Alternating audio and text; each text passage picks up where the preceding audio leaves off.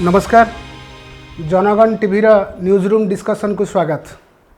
80तम स्वाधीनता दिवस रे लालकिल्ला रे जातीय पताका उत्तोलन करने सह देशवासी को उद्बोधन देवा अवसर में प्रधानमंत्री नरेंद्र मोदी किछि वार्ता रखिछंती। से वार्ता भितर अच्छी छोट स्वप्न आ देखिबानी बड़ स्वप्न देखिबा, दृढ़ संकल्प नेबा बड़ स्वप्न देखिबा पई। बड़ स्वप्न स्वप्न बड़ हेले एवं संकल्प बड़ हेले व्यक्तिर सामर्थ्य भी बड़ हेब बा दृढ़ हेब। यह सहित सब विकास रे सप्तधारार कथा कहिछंती। तेबे एक गुरुत्वपूर्ण प्रसंग मध्य उठाइछंती। प्रधानमंत्री को कहवा अनुसार जे जंगल रु नक्सल मानू सफा करा जाइछि।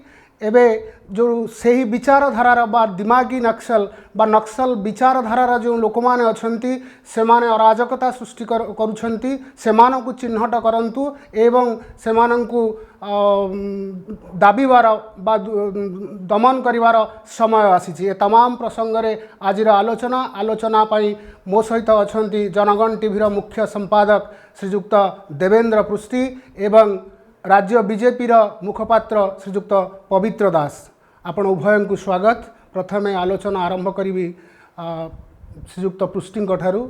श्रीजुक्त पृष्टि विभिन्न दिग को जीवा प्रथमे किंतु आलोचना आरंभ करी जो प्रधानमंत्री जो कथाटी कहिसेंती जे स्वप्न बड़ करवा, छोट स्वप्न देखिबानी आउ बा से छोट स्वप्न देखिबार समय चली जाइछि। एबे बड़ स्वप्न देखिबा एवं बड़ स्वप्न पे बड़ दृढ़ संकल्प मध्य नेबा एहाकु केमिति देखुछंती? भल कथा से कहते आगु भी थरे थरे से कहते मत छोट छोट जिनस देखाऊनी। मोर मन पड़ी वर्ष 2 वर्ष तले से गोटे भाषण भी कहते मत कौन करी मत छोट छोट जिनस देखाऊनी सब बड़ बड़ बड़ प्रकल्प देखा बड़ बड़ कथा करने बहुत भल कथा। एक्चुअली बड़ स्वप्न देखिले बड़ प्रकल्प कथा चिंता कले बड़ लक्ष्य कथा चिंता कले हासल छोटियाटा तो हो जदि छोटा चिंता करवा आम बिल्कुल न हो पारे तो नहीं पारे। से दृष्टि पॉजिटिव सकारात्मक वार्ता अच्छी। भारत वर्ष एक विशाल देश। आम जमी ओडिशा आम कहती बड़ देउल बड़ दाण्ड बड़ ठाकुर महोदधि आम कहीं छोट हबू आम जमी कहती सेमती से भारत वर्षटा गोटे विशाल देश। बहुत लोक बहु संस्कृति बहु भाषा ये सब दृष्टिकोण देखले स्वप्न भी सेमती बड़ हवा दरकार। भारतर जे परिचालक हेबे बा नेतृत्व नेबे सी भली बड़ बड़ स्वप्न देखिले ही लोकंकर आशा आकांक्षा पूरण कर पारे। कारण भारतर लोक माने भी बहुत बड़ बड़ स्वप्न देखती।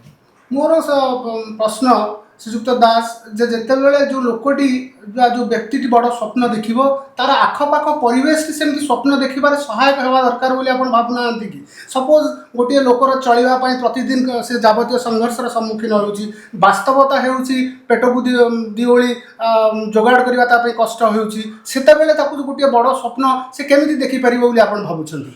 देखंतु जो विषय को नहीं कि माननीय यशस्वी प्रधानमंत्री लालकिल्ला रे उद्बोधन देछंती। उद्बोधन यशस्वी प्रधानमंत्री को मुखरे एबे आमे शुणुचे किंतु यह वास्तव रूपरेख भारत वर्ष रे अच्छी।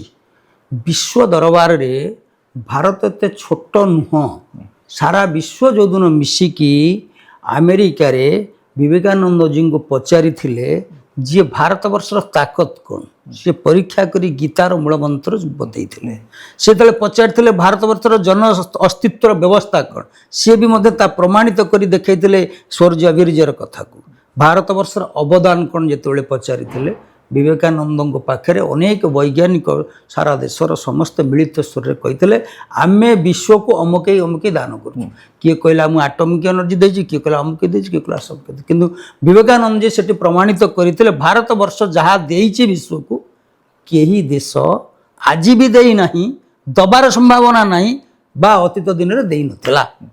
तेणु से पचारि उदाहरण कौन से उदाहरण दे कहते भारत वर्ष विश्व को दान करिछि गंगा पानी राम कहानी गीता वाणी। ये सारा भारत वर्षर व्यवस्था एवं एतर पारिपार्श्विक व्यवस्था ठारू आज संस्कृति परंपरा ठारू जनजीवन व्यवस्था को प्रति क्षेत्र में प्रतिपादित करिछि एवं प्रतिपादित करिछि। बुभुक्षितं किंग न करोति पापम रे भारत वर्ष नाही।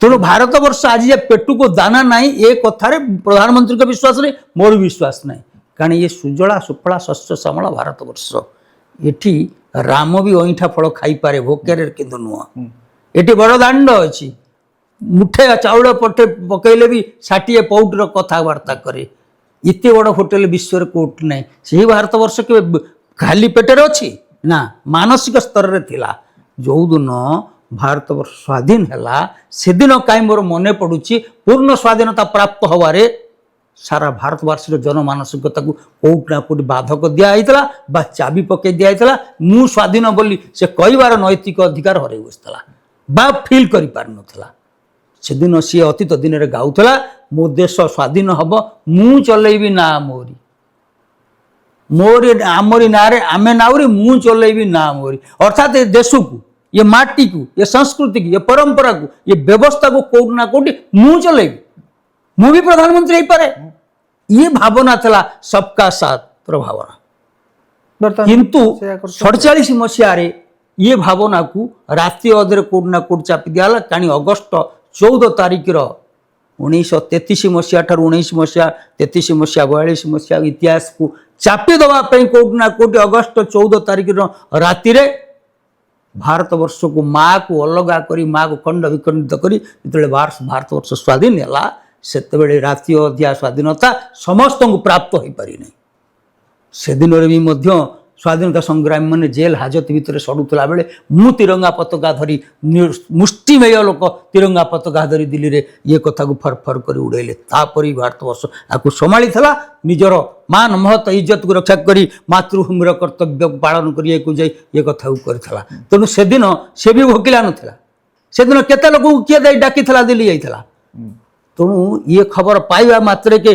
गाँव रु सहर रु सब आड़ू लोक दौड़ते से दिन से तिरंगा पताका को सम्मान देवाई से दिन भी मातृभूमि प्रति ममताबोध और कर्तव्यबोध को से बुझीला तेणु आज से कथा को आम सर्वस्पर्शी कर कौटना कौट अभाव रहा गरीबी हटाओ प्रथम नारा आसला भारत वर्ष गरीबी हटाओ प्रथम भारत वर्ष नारा आसला रिजर्वेशन कथा प्रथम भारत वर्षर नारा आसला माने विभिन्नता मध्य एक कथा ये कथा कौटी नला कौटी था विभिन्नता भितर एक कथार शब्द ना सत्य थिला ना द्वापर ना त्रेतयार थिला मर्यादा पुरुषोत्तम यात्रा आरंभ कला जे उत्तर दक्षिण के भारत वर्ष जोड़ापी गोपरु मथुरा को यात्रा आरंभ कला कौटी भी भगवान कृष्ण निजको कही तो ना भगवान कृष्ण कौट निजको कही पौढ़ छुआ बोली कही से कौन कला वसुदेव सुतम देवम कंस चाणुरमर्दनम देवकी परमानंदम कृष्ण वंदे जगत गुरु ये देश ये माटी या सजाड़िया मु क्षत्रिय घर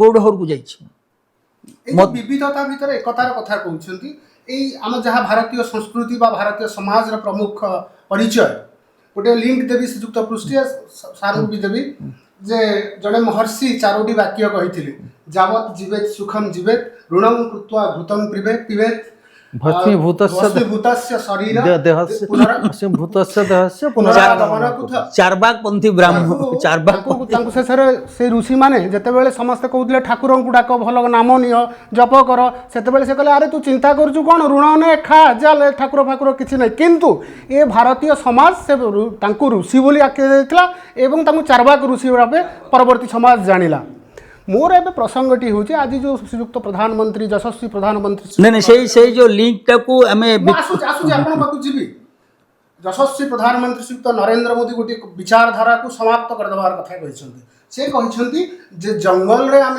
नक्सल को शेष करूँ वर्तमान नक्सल विचारधारा लोक के समाज रे किछि अछंती तांकु चिन्हट करिवार समय आसीछि सेमान ही अराजकता सृष्टि करूछंती तांकु समाप्त कराजिवार समय आसीछि ए प्रसंगटी को आपण केमति देखछन या परे मुझे भी संयुक्त पवित्र एथर मोर व्यक्तिगत मत हबो एटा वस्तुवादी चिंताधारा कथा जोटा चारबांक कथा जो कहले सेटा वस्तुवाद जहाँ को आम मार्क्स लेनिन एंगेल्स सेगुड़ा प्रचार करथिले बोली कहूछु कम्युनिज्म रो कथा कम्युनिज्मटा बा साम्यवाद जहाँ भावुछि मिसनोमर किंतु से कम्युनिज्मटा मुख्यतः डायलेक्ट्रिकल मटेरियलिज्म साइंटिफिक मटेरियलिज्म ऊपर प्रतिष्ठित माने वस्तुवाद जेते उपभोग करिपरिबा आम सेते भल रहिबा एवं से उपभोगटा समस्त पय समान कथा कम्युनिज्म कहिछि एया होछि कथा मुख्यतः मूल सेही तत्वटा ये चारबाग भारत वर्ष रे ମାର୍ସଙ୍କର ଯଥେଷ୍ଟ ପୂର୍ବରୁ ବହୁ ପୂର୍ବରୁ ଶତାବ୍ଦୀ ବର୍ଷ ପୂର୍ବରୁ ସିଏ ବି କହିଲେ ଭସ୍ମୀଭୂତସ୍ୟ ଦେହସ୍ୟ ପୁନରାଗମନ କୃତ। ଦେହ ତ ପୋଡ଼ିଯିବ, ଆଉ ଆସିବ ଯେ ଋଣ ପରିଶୋଧ କରିବୁ। ତେଣୁକରି ଯେପର୍ଯ୍ୟନ୍ତ ବଞ୍ଚିଛ ଯାବତ୍ ଜୀବେତ୍ ସୁଖମ୍ ଜୀବେତ୍ ଋଣଂ କୃତ୍ୱା ଘୃତଂ ପିବଃ, ଋଣ କରିକି ବି ଘିଅ ଖାଇବା। ବର୍ତ୍ତମାନ ସେଇ ଫିଲୋସଫିଟା ସାରା ପୃଥିବୀରେ ଅଛି। ଆମ ଦେଶ ବି ଋଣ କରିକିରି ବର୍ତ୍ତମାନ ପୃଥିବୀ ୱାର୍ଲଡ ବ୍ୟାଙ୍କରୁ ସବୁଠୁ ବଡ଼। ମୁଁ କହିସାରେ ଏ ବସ୍ତୁବାଦୀ ଚିନ୍ତାଧାରା ହେଉଛି ମାଓବାଦୀଙ୍କର ବି, ସେଟା ସତ କଥା। ମାଓବାଦୀ ମାନେ ବି ତାଙ୍କର ବିକାଶ ମ୍ୟାଟେରିଆଲିଜିମ୍, ଏ ଯେଉଁ କମ୍ୟୁନିଜିମ୍, ମାଓବାଦୀଟା କେଉଁଠୁ ଚୀନରୁ ଆରମ୍ଭ ହେଲା। ଚୀନ ବସ୍ତୁବାଦରେ ବର୍ତ୍ତମାନ ବହୁତ ଆଗରେ, ଆମେରିକାକୁ ବି ପଛରେ ପକାଇ ଦିଆଗଲାଣି ବିକାଶରେ ତଥାକଥିତ ଇଏରେ। ସେ ଯାହା ହଉ ସେ ମ୍ୟାଟେରିଆଲ ଚିନ୍ତାଧାରା ଦୃଷ୍ଟିକୋଣରୁ ଯଦି ଦେଖିବା, ବହୁତ ବେଳେ ଜଙ୍ଗଲରେ ମାଓବାଦୀ ମାନେ ଯେଉଁଟା ଥିଲେ ନକ୍ସଲ, ପ୍ରଧାନମନ୍ତ୍ରୀ ଯାହା ମିନ୍ କରିଥିବେ ମୁଁ ଭାବୁଛି ସେ ନକ୍ସଲ ମାନେ ବହୁତ ସମୟରେ ବିକାଶ ପ୍ରକଳ୍ପକୁ ବିରୋଧ କରିଛନ୍ତି। ତାଙ୍କର ମତ ଅବଶ୍ୟ ଅଲଗା। ସେ କହୁଛନ୍ତି ଆମ ଉପରେ ଅନ୍ୟାୟ ହେଇକରି ଅତ୍ୟାଚାର ହେଉଛି ବୋଲି ଆମ ଜଙ୍ଗଲ କ୍ଷୟ ହେଉଛି, ଏମିତି ସେମିତି ହେଉଛି, ସେ ତାଙ୍କର ବିକାଶକୁ ବିରୋଧ କରୁଛନ୍ତି।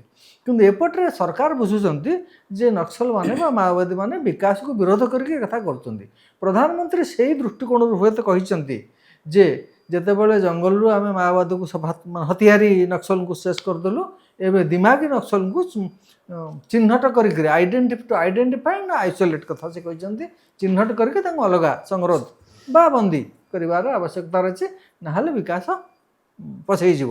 ଏଇ ବିକାଶ ଧାରାକୁ ସେଇ ଦୃଷ୍ଟିରୁ କହିଛନ୍ତି ବୋଲି ମୁଁ ବିଚାର କରୁଛି। ପବିତ୍ର ବାବୁ କ'ଣ କହିବେ ଅଲଗା କଥା। ମୁଁ ଶ୍ରୀଯୁକ୍ତ ପବିତ୍ର ଦାସଙ୍କୁ ପଚାରିବାକୁ ଚାହେଁ ଯେ ମୋର ଏଇଠି ଚାର୍ବାକଙ୍କ ଉଦାହରଣ ଦେବା କଥା ତାତ୍ପର୍ଯ୍ୟ ହେଉଛି ଯେତେବେଳେ ଆମେ ଗୋଟେ ଭିନ୍ନ ବିଚାରକୁ ସମ୍ମାନ କରୁଛେ, ଆଗ୍ରହ କରୁଛେ, ଏବଂ ତାହା ହିଁ ଭାରତୀୟ ସାଂସ୍କୃତିକ ବା ସାମାଜିକ ପରିଚୟର ଅନ୍ୟତମ ଦିଗ। ଆପଣ ସେତେବେଳେ ଏଇ ଯେଉଁ ପ୍ରସଙ୍ଗଟିକୁ କେମିତି ଦେଖୁଛନ୍ତି? ହୁଏତ କେ ନକ୍ସଲ ଦିମାଗୀ ବା ବିଚାରଧାରାର ଲୋକ ଆମ ପାଖରେ ଅଛନ୍ତି, ଏ କଥାର କିଛି ସତ୍ୟତା ଅଛି, କିନ୍ତୁ ସେମାନଙ୍କୁ ଆମ ଭିତରୁ ତାଙ୍କୁ ନେଇ ଚାଲିବା ଏବଂ ବା ତାଙ୍କୁ ତା ବଦଳରେ ତାଙ୍କୁ ନେଇକି ଚାଲିବା ବଦଳରେ ତାଙ୍କୁ ଚିହ୍ନଟ କରି ଆଇସୋଲେଟ୍ କରିଦେବା ବା ସେ ବିଚାରଧାରାକୁ ସମ୍ପୂର୍ଣ୍ଣ ସମାପ୍ତ କରିଦେବା, ଏହାକୁ କିପରି ଆପଣ ଦେଖୁଛନ୍ତି? ଏଇ ବିଚାରକ ତ ହେବା ଉଚିତ। ଆପଣ ଯେଉଁ ଚାର୍ବାକ ସବୁ ଋଷିଙ୍କ କଥା କହୁଛନ୍ତି, ଆମେ ବି ପଢ଼ିଛେ ଦୈତ୍ୟଗୁରୁର ଶୁକ୍ରାଚାର୍ଯ୍ୟର କଥା। ତ ସେମାନଙ୍କର ପୁନର୍ଜନ୍ମ ଉପରେ ବିଶ୍ୱାସ ନଥିଲା ବେଳେ ବୃହସ୍ପତିଙ୍କର ପୁନର୍ଜନ୍ମ ଉପରେ ବିଶ୍ୱାସ ଅଛି। ସମାଜରୁ ନେଇଥିବା ଋଣ ମୋତେ ପରିଶୋଧ କରିବାକୁ ପଡ଼ିବ, ଆଜ ନେଇ ତ କାଲ, କାଲ ନେଇ ତ ପରଶୁ, କବି ନା କବି କରେଗା। ତେଣୁ ଏ କଥାକୁ ଯଦି ବୃହସ୍ପତି କହିଲେ, ତେଣୁ ଚାର୍ବାକକୁ ଆମେ ତ ଆମ ମାଟି ଆମ ସଂସ୍କୃତି ଆମେ ପାଣି ପବନ ଗ୍ରହଣ କେବେ କରିନେ। ଆମକୁ ନାଇଁ ଅସମ୍ମାନିତ କରିବାର ଶବ୍ଦ ବ୍ୟବହାର ମୁଁ କରୁନାହିଁ, ତ ତଥାପି ସମ୍ମାନ କରାଯାଏ। ସମ୍ମାନ ଶବ୍ଦର ଅର୍ଥ ନୁହଁ ଘରେ ଇଷ୍ଟ ଦେବତା କରେଇବା। ତେଣୁ ବିକାଶର ଯେ ପରିପନ୍ଥୀ ହେଲା, ମୋର ମନେ ପଡ଼େ ଜାପାନ ଗସ୍ତରେ ନୋବେଲ ପୁରସ୍କାର ପ୍ରାପ୍ତ ରବୀନ୍ଦ୍ରନାଥ ଟାଗୋର ବି ମଧ୍ୟ ଯାଇଥିଲେ। ଜାପାନରେ ବୁଲୁଥିଲା ବେଳେ ସେ ପିଲାକୁ ପଚାରିଥିଲେ, ତାଙ୍କୁ ତ ସେଠି ସେ ଜାପାନକୁ ଆସିଲେ ନାହିଁ, ତାଙ୍କୁ ଶୁଣିବା ପାଇଁ ତାଙ୍କର ବକ୍ତବ୍ୟକୁ ପଚାରିଥିଲେ, କାହିଁକି ଶୁଣିବ ନାହିଁ ନା ଯେଉଁ ଦେଶ ପରାଧୀନ ଅଛି ସେ ଦେଶର ବ୍ୟକ୍ତି ନୋବେଲ ପୁରସ୍କାର ପାଇଲା, ମୋର କ'ଣ ହେଲା? ଯାହାର ଆତ୍ମସମ୍ମାନ ନାହିଁ, ଯାହା ମାତୃଭୂମି ପ୍ରତି ସୁରକ୍ଷା ବୋଧ ନାହିଁ, ଯେଉଁ ମାତୃଭୂମି ସ୍ୱାଧୀନ ହେଇନି, ସେ ନୋବେଲ ପୁରସ୍କାର ପାଇଲା ବୋଲି ମୁଁ ତାଠୁ ବକ୍ତବ୍ୟ ଶୁଣିବି? ମାନେ ଶୁଣିବାର ତାକତ ବି ହରେଇ ବସେଇଥିଲେ, ଶୁଣେଇବାର ତାକତ ବି ହରେଇ ବସିଥିଲେ ରବୀନ୍ଦ୍ରନାଥ ଟାଗୋର। ଏ ଛୋଟିଆ କଥା ନଥିଲା। ସେ ଫେରିକି ଆସି ଗୋଟେ ପାର୍କରେ ପଚାରିଲେ ଯେ ତୁମର ଇଷ୍ଟ କିଏ? ସେ କହିଲେ ବୁଦ୍ଧ। ନା ତାଙ୍କର ଜନ୍ମ କୋଣ ପବିତ୍ର ଭାରତ ସ୍ଥାନ, ପବିତ୍ର ଜନ୍ମଭୂମି ଭାରତ। ମାନେ ସେ ତାର ଉଚ୍ଚାରଣରେ କହୁଥାଏ ଇଏ ଜନ୍ମଭୂମି ପବିତ୍ର ଭାରତ ଭୂମିରେ ବୁଦ୍ଧ ଏବଂ ମୋ ଭଗବାନଙ୍କର ଜନ୍ମ ହୋଇଥିଲା। ସେ ଆଶ୍ଚର୍ଯ୍ୟ ହେଲେ ଏବଂ ପଚାରିଥିଲେ ସେ ପିଲାକୁ, ଯଦି ବୁଦ୍ଧ ବର୍ତ୍ତମାନ ଜାପାନକୁ ଆକ୍ରମଣ କରନ୍ତି ନା ପ୍ରଥମ ଗୁଳି ମୋର ବୁଦ୍ଧ ଭଗବାନଙ୍କୁ ବଦ୍ଧ ହେବ। ଆଶ୍ଚର୍ଯ୍ୟର କଥା, ଭଗବାନଙ୍କୁ ବି ମାରୁଛୁ। ଯେଉଁ କଥା ମର୍ଯ୍ୟାଦା ପୁରୁଷୋତ୍ତମ ରାମ ଏଠି କହିଯାଇଥିଲେ, ଅପି ସ୍ୱର୍ଣ୍ଣମୟୀ ଲଙ୍କା ନମ ଲକ୍ଷ୍ମଣ ରୋଚତେ ଜନନୀ ଜନ୍ମମୁଶ୍ଚ ସ୍ୱର୍ଗାଦବି କରିଆସି, ସେ କଥାକୁ ସେ ପିଲାଟି ସାର୍ଥକ କଲା। ତେଣୁ ଭଗବାନ ମାତୃଭୂମି ପ୍ରତି ଯାହାର ଆକ୍ରମଣାତ୍ମକ ମନୋଭାବର ଯେଉଁ ବିକାଶର ପରିପନ୍ଥୀ ହେବ, ସେ ଭଗବାନ ହେଲେ ବି ତାକୁ କ୍ଷମା ଦେବା ଉଚିତ ନୁହଁ। ଏ କଥା ଜାପାନରୁ ଶିଖିକି ଆସିଥିଲେ ରବୀନ୍ଦ୍ରନାଥ ଟାଗୋର। ଆଜି ସେଇ ମାନସିକତାରେ ଭାରତର ବିକାଶରେ ମଧ୍ୟ ଭାରତ ବିଶ୍ୱଗୁରୁ ହେବାରେ ଆଜି ଆମେ ସମସ୍ତ ଉପଲବ୍ଧି କରିବା। ନିଶ୍ଚିତ ଭାବରେ ଦୀର୍ଘ ସମୟ ଯଶସ୍ୱୀ ପ୍ରଧାନମନ୍ତ୍ରୀଙ୍କର ଯାତ୍ରା ଭାରତ ବର୍ଷରେ କେଉଁଠି ନା କେଉଁଠି କାହାକୁ କଷ୍ଟ ଦେଇଛି, बा का मानसिकता कष्ट दे समस्त एक मानसिकता तो भारतवर्ष आज भी सजाड़ी है ना आज भी पूर्ण स्वाधीनतार विकास क्षेत्र में मोर बदम क्षति हो आपे बंचिले बापर ना कौन लोक विश्वास करने मोर क्षति हो पचा भारतवर्षर विकास हो एक कथार को राजनैतिक दल आज भी अच्छी कि तो से तो सब सदा सर्वदा क्षमतार दूर रही दृष्टिकोण नरेंद्र मोदी लोलुप दृष्टि पड़ुଛି कारण जड़े सन्यासी लोक जार आग ना कि पछ ना विकास ही विकास भारतवर्षर विकास मोर मुख्य भारत भूमिर विकास आवश्यकता जे मोर मुख्यर आवश्यकता भारतवर्षर भी मुख्यर आवश्यकता अच्छे ये कथा को आधार करी जिते जावा पड़ुଛି ये जो ऋणकृता गौतम विपद सतरे जाति वर्ण निर्विशेष कौथुआ लोक जाति विभेद को तैयारी करथिबा सतरे धर्म को निरपेक्षता को कौथुआ लोक धर्म नार विवाद तैयारी करथिबा सतरे पेट को दीटा दाना दवा नारे कहीकि मुठे चाउल देकी डिंडिम पिटुवा भारतवर्ष को भिकारी करुवा भारतवर्ष को दरिद्र कहूआ से राजनैतिक नेता माने आज यही परिपंथी अच्छा कारण दीर्घ समय धरी भारतवर्ष शासन चलती यहाँ काले मर्यादा पुरुषोत्तम रामंकर स्वप्नर भारत हम कि काले भगवान कृष्णंकर भारतवर्ष हम कि काले गांधी जी चिंता करुवा आत्मा गाँव रे बंची से चिंताधारार भारतवर्ष हो कि गले आम का पट्टा तो कटिज तेणु से विरोधी मानसिकतार जो कथा करिया को जाउचंती निर्दिष्ट बयसर युवक जो मानकर बर्तमान माटी पिंडुला सहित समान आम कहती माटी पिंडुला जमी गढ़ सेमती चलो आज भी भारतवर्ष रे देखा देइछि जे कम्युनिज्म जो कथा देव भाई कहते से कम्युनिज्म जन्म चाइना जापान रे रशिया रे आरंभ हुए एवं तांको द्वारा प्रभावित होई भारतवर्ष रे भी मध्य स्वाधीनता समय पूर्व भी मध्य कम्युनिज्म चिंताधारा लोक भारतवर्ष बंची ताकू भी ब्रेक देइछंती तेणु आज भी माने सही कथा मु कहूची शताब्दी वर्ष पूर्व भी भारत से चिंताधारा थिला तांको चिंताधारा तांको पानी पाग परिवेश व्यवस्था आम देश रे चलिबो नै मो देश मो पई महान मो पानी मो पई महान ये चिंताधारा रे नथिबा लोक आज भी भारतवर्ष रे यदि कहाँ कहाँ भाव में बंची तेणु सी भी आज भी से रशिया रे कौन रिपोर्टिंग कर तेणु समस्ते जमी मु जाने जे भारतवर्ष को विभाजन करिवार मुख्य कारण थिला जे मते कराची बंदर दरकार अच्छे से इंग्लैंड पाकिस्तान को अलग कर मते बांग्लादेश बंदर आवश्यकता अच्छी से मते रशिया सहित भारतवर्षर संपर्क काटिबार अच्छे से भारतवर्षर सीमारेखा तैयारी करिथिबा तत्कालीन नेतृमंडली आज यदि बुझु नहीं तांकर परवर्ती शौरी माने यदि बुझुना मु किए कौटू आसिली मोर एटे अधिकार केते अच्छी मोर व्यवस्था कौन अच्छी मु कौन नहीं कौन देवी तार हिसाब ना तेणु विकास जिते बाधक कही छेड़ाबे से यशस्वी प्रधानमंत्री बाणी को छत्रे छत्रे पालित हवा उचित युव समाज को जो ढंगे गढ़ा से ढंगे मो सांस्कृतिक राष्ट्रवाद उपरे मो माटी मो पानी मो पवन मो परंपरा मो बापा माँ मो व्यवस्था को लेकिन जदि किए बाधक हुए सी जी होना कहीं भगवान बुद्ध हेले भी छाड़ा उचित नुह यशस्वी प्रधानमंत्री यदि मंतव्य देइचंती निश्चित भाव स्वागत योग्य पदक्षेप साहसिकता को आज भी मथापात आम स्वागत ठीक अच्छे मु आपणकर गोटे प्रसंग को लेकिन आपन को पुणी प्रश्न पचार चाहूँगी आपड़ कहले जे युव वर्ग को आम जेमिति गढ़ा से सेमिति गढ़ी हेबे किंतु एबर युव वर्ग या अपेक्षा करुँच कि अन्य द्वारा गढ़ी हेबे ना निजे निजको गढ़े मुझे आपन को लिंक टे दूची आपण संघ परिवार बा राष्ट्रीय स्वयंसेवक संघर प्रमुख मोहन भागवत एबे गोटे टिप्पणी देइछंदी जे आम समय थेला जे आमे बापा माँ आमको डाकिले आमे आज्ञा करूँ आमे सेटा को आज्ञा धीन भली पालन करूँ बड़ मानकर कथा को वर्तमान से समय नाही वर्तमान माने वर्तमानर पीढ़ी सबुथिरे प्रश्न करिया जानिछंती सबुथिरे जुक्ति करूछंती तेणु वर्तमान आम मानकु परिवर्तन हवा को पड़िबो सेमाने कोन चाहुछंती तांको पाखकु जाई बुझिबा को हेबो तांको जबरदस्त तांको ऊपर लदी न दिया जाई तांको आदरर सह कथा बुझी तांको सहित मिसिबा को पड़िबो ये कथा को आपण जिमत ढंगर उपस्थापन कले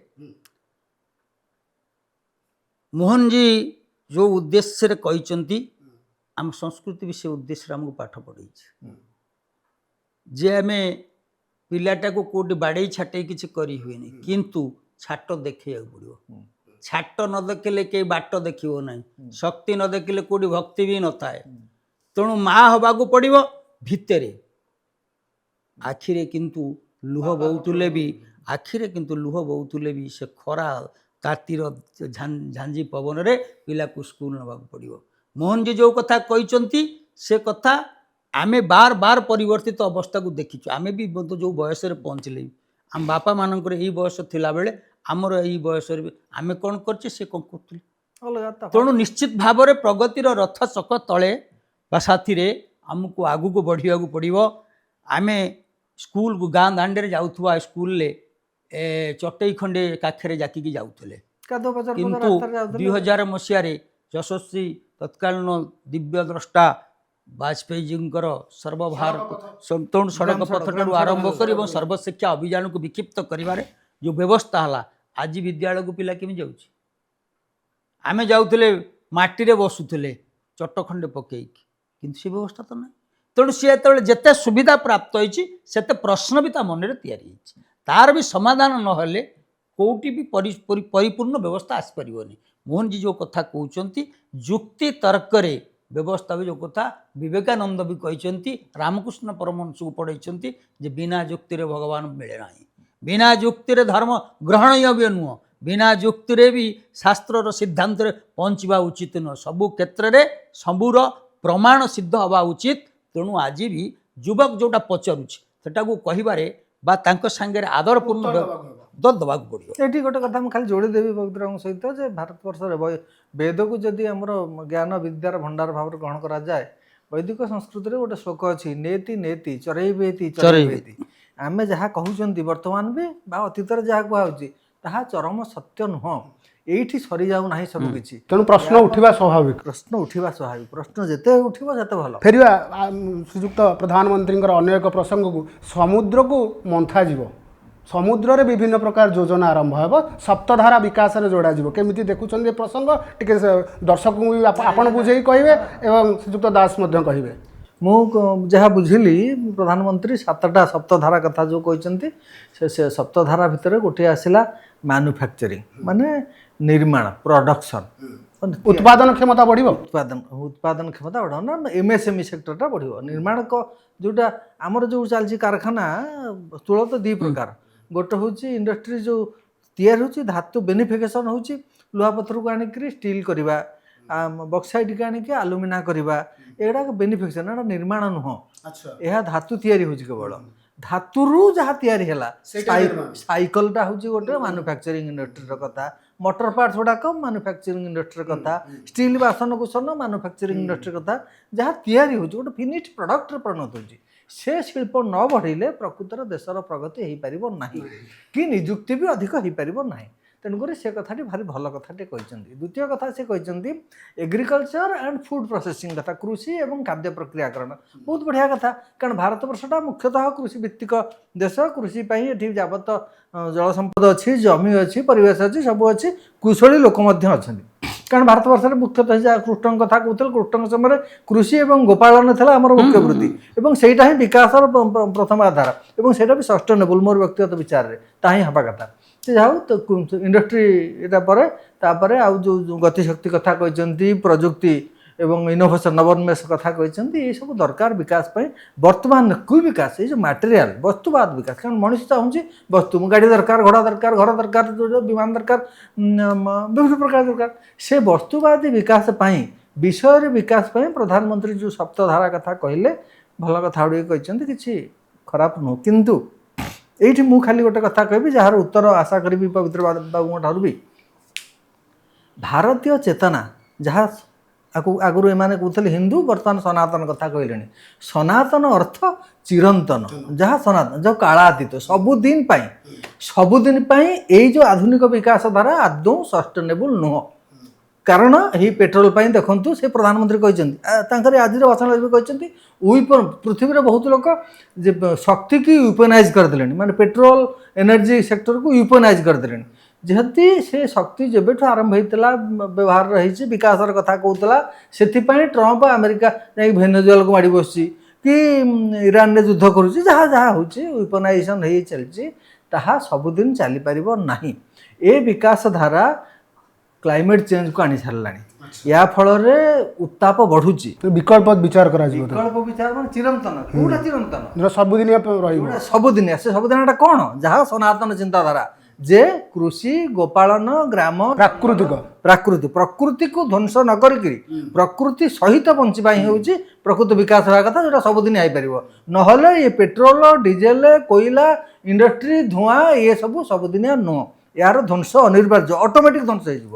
ପବିତ୍ର ସାର୍, ପ୍ରକୃତି ସହ ବଞ୍ଚିବା ପୁରାପୁରି ଯେଉଁ କଥା ପ୍ରକୃତିକି ଛାଡ଼ି କିଛି କରିହୁଏନି। ଆଜି ଯେମିତି କହିଛନ୍ତି ଯଶସ୍ୱୀ ପ୍ରଧାନମନ୍ତ୍ରୀ ଯେ ସ୍ୱପ୍ନ ବଡ଼ କରିବା ଦରକାର ଅଛି। ଆମେ ବି ପଢ଼ିଥିଲେ ଉଚ୍ଚ ମନା ସିନା ଲୋଭେ ଉଚ୍ଚ ଫଳ, ନିଚ ମନା ଲୋଭେ ବିଷ। ଯେଉଁଦିନ ଭାରତବର୍ଷ ସ୍ୱାଧୀନ ହେଲା ସେଦିନ ବି ଆମେ ସମସ୍ତେ ଚିନ୍ତା କଲେ ଆମେ ମୁଠେ ଖାଇବା ପିନ୍ଧିବା, ରୋଟି କପଡ଼ା ମକାନର କଥା। କିନ୍ତୁ ଇଏ ସଂସ୍କୃତି ସେୟା ନଥିଲା। ଇଏ ଦହନର ସଂସ୍କୃତି ନୁହେଁ। ତେଣୁ ଏ ସଂସ୍କୃତି ହିଁ ଆମକୁ ବଞ୍ଚାଇଥିଲା।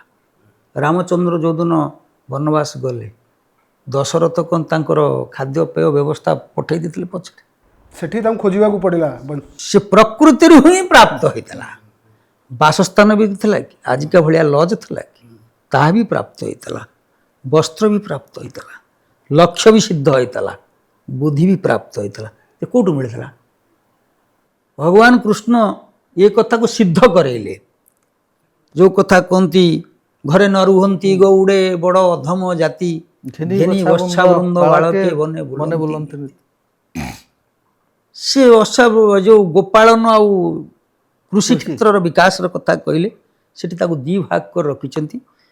ଯେ ନନ୍ଦ ଯେ ଗୌଡ଼, ସେ କଥା ବି କହିନାହାନ୍ତି। ଗୌଡ଼ 2 ପାର୍ଟସ୍ କରିଛନ୍ତି। ଗୌଡ଼ କିଏ ବି ତାର ସମୀକ୍ଷା ହେବା ଉଚିତ। ଆଜି ବି ସେ ବିଷୟ ବଳଭଦ୍ରଙ୍କର ଆୟୁଧ ହେଉଛି ହଳ, ମାନେ ଚାଷର ପ୍ରତୀକ। ଦି ଭାଇ ଗୋପାଳନ, ଜଣେ ଗୋପାଳନ ଏବଂ ଜଣେ କୃଷିର କଥା କହିଲା। ଏବଂ ସମଗ୍ର ସମାଜକୁ ସାଥିରେ ନେଇ କହିଲା, ଘନ କାନନ ବନରେ ଘୋର ବରଷା କାଳ, ଗିରିବାମ করে ଧଇଲେ ନନ୍ଦ ଯଶୋଦା ବାଳ। ଏ ଯେଉଁ ସାରା ସମାଜକୁ ସାଥିରେ ନେଇ ଯେଉଁ ଗୌଡ଼ ନିଷ୍କପଟ ଶୁଦ୍ଧ ହୃଦୟର ମଣିଷ, ଯାହାର ଭାବନା ଭିତରେ ଯେ ଆପେ ବଞ୍ଚିଲେ ବାପାର ନାଁ ନଥିଲା, ସମାଜ ପରିବେଶର ବ୍ୟବସ୍ଥା ଥିଲା ଏବଂ ଯାହାର ଆକାଂକ୍ଷା ନଥିଲା, ଲୋଭ ନଥିଲା, ସେଇଭଳି ଏକ ସମାଜ ପାଖରେ ମୁଁ ପହଞ୍ଚୁଛି। ତାଙ୍କୁ ନେଇ ବଣରେ ଇ ଶତ୍ରୁମାନଙ୍କୁ କେମିତି ପରାହତ, ଯେଉଁଟା ଆଜି ଯଶସ୍ୱୀ ପ୍ରଧାନମନ୍ତ୍ରୀ କହିଛନ୍ତି ଯେ ଜଙ୍ଗଲ ନକ୍ସଲବାଦ, ଇଏ ଜଙ୍ଗଲ ନକ୍ସଲବାଦ ବି ତତ୍କାଳୀନ ସମୟରେ ଥିଲା। କଂସର ନିଧନ ଆବଶ୍ୟକତା ଥିଲା। ତେଣୁ ସେଥିପାଇଁ ଆମକୁ ସମାଜ ପ୍ରସ୍ତୁତ ହେବା ଦରକାର, ବ୍ୟକ୍ତି ନୁହଁ। ପ୍ରଧାନମନ୍ତ୍ରୀ ଚାହିଁଲେ ହେବ ନାହିଁ, ସାରା ସମାଜ ଯଦି ପ୍ରସ୍ତୁତ ହେବାକୁ ପଡ଼ିବ। କୃଷ୍ଣ ଭଗବାନ ସେତେବେଳେ କହିଛନ୍ତି ମୁଁ ଚାହିଁଲେ ହେବନି। କିଏ ଘରେ ନରୁ ଯେଉଁ ସମୂହ ଯେତେବେଳେ ଚାହିଁବ, ତାଙ୍କୁ ନେଇ ବଣରେ ବୁଲେଇ ଗାଈ ପାଳିବା ସହିତ ଲୁଚକାଳି ଖେଳେଇବା, ବାଡ଼ି ଖେଳ ଖେଳେଇବା, ଏଇ ଯେଉଁ କାଉଡ଼ିଆ, ଏ ଯେଉଁ ଆମ ଯେଉଁଟା ଅଚ୍ୟୁତାନନ୍ଦ ପରବର୍ତ୍ତୀ ସମୟରେ ଯୋଡ଼ିଛନ୍ତି ଲଉଡ଼ି ବାଡ଼ି ଖେଳ ଶିଖେଇବା, କ୍ଷୀର ଲହୁଣୀ ଚୋରି କରି ଖାଇବା, ଚୋରି କରିବା ବି ଅପରାଧ। କିନ୍ତୁ ୟା ପରେ ସମାଜ ତାଙ୍କୁ କହିଲା ବ୍ରଜେ ପ୍ରସିଦ୍ଧଂ ନବନୀତ ଚୌରଂ ବ୍ରଜାଙ୍ଗନାଂ ଦକୁଳଂ ଚୌରଂ ବହୁ ଜନ୍ମ ଆର୍ଜିତ ପାପ ଚୋରଂ ଚୌରାଗ୍ୟଗଣ୍ୟଂ ନମାମି ପୁରୁଷଂ। ଇ ଯେଉଁ ଚୋରର ଶ୍ରେଷ୍ଠ ଚୋରକୁ ନମସ୍କାର। କାହିଁକି ନା ମାତୃଭୂମି, ସେଠି ପୁରା ବୀଜମନ୍ତ୍ର ହେଉଛି ମାତୃଭୂମି।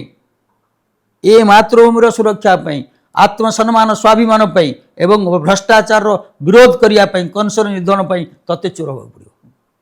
ତେଣୁ ତୁ ଆମ ସାଙ୍ଗରେ ଜଙ୍ଗଲକୁ ଶିଖ। ଅକା ବକା ଠାରୁ କେମିତି ନିଧନ ସେଠି ପ୍ରାକ୍ଟିସ୍ କରାହେଇଛି। ସେଠି ପ୍ରାକ୍ଟିକାଲ ହେଇଛି। ଯେଉଁଟା ମ୍ୟାନୁଫ୍ୟାକ୍ଚରିଂର କଥା କହୁଛନ୍ତି ଆଜି ବି ଗତିଶକ୍ତିର ବ୍ୟବସ୍ଥାରେ, ସେ କଥା ବି ପ୍ରଧାନମନ୍ତ୍ରୀ ସେଇ ଆଧାରରେ କହୁଛନ୍ତି ଯେ ଆମକୁ ତିଆରି ନ କଲେ କେମିତି ହେବ। ଦୁର୍ବଳତା ଥିଲେ ତ ମାଡ଼ି ବସିବ। ଏଇ ଯେଉଁ 2ଟା ପାର୍ଟସ୍ ଥିଲା, ଜଣେ ଜଙ୍ଗଲକୁ ଗାଈ ନେଇକି ଯାଉଥିଲେ, ସିଏ ଫେରିଲା ବେଳକୁ କ୍ଷୀର ଦୁଇଁକି ଆଣୁଥିଲେ, ନନ୍ଦ ଘରେ ଢାଳି ଦେଇ ନିଜ ଘରେ ରହୁଥିଲେ।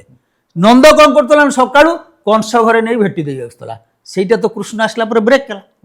ଭାରତବର୍ଷ ଦରିଦ୍ରତମ ଦେଶ, ଏ କଥା ତତ୍କାଳୀନ ଇଚ୍ଛା ଶକ୍ତି ନଥିବା ପ୍ରଧାନମନ୍ତ୍ରୀ ମାନଙ୍କର ଚିନ୍ତାଧାରା ଥିଲା ଯେ ଆମେ ପାରିବାର ଲୋକ ନୁହଁ, ତାଙ୍କଠୁ ଆଣିଲେ ଚଳିବ, ସିଏ ଆମକୁ ସହାୟତା କଲେ ହେବ।